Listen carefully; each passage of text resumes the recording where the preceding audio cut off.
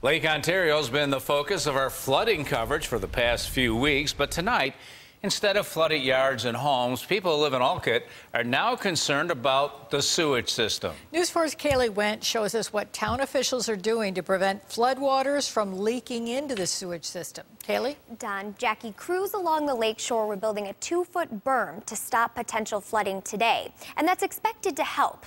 But what about the water that's already there? Walking around Olcott today, you could see entire backyards already underwater. Dangerous levels of that water is leaking into the sewer system, creating a big problem. Beach erosion and flooded yards are the most visible problems near the waterfront in Olcott. But if you look up and down the side streets, manholes are covered with sandbags.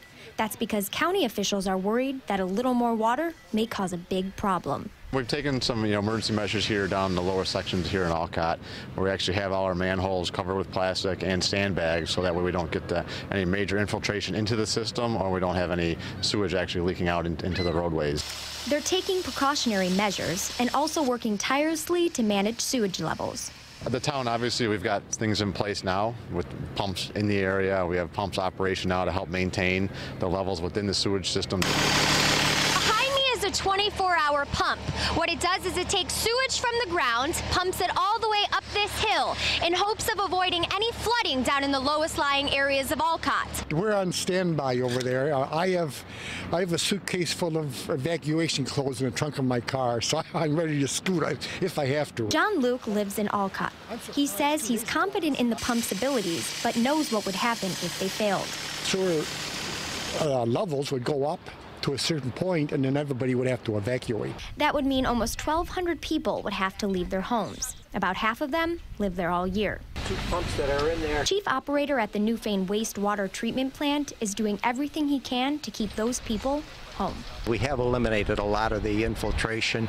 There's just a lot more to go because the system's getting older. It's almost 40 years old now.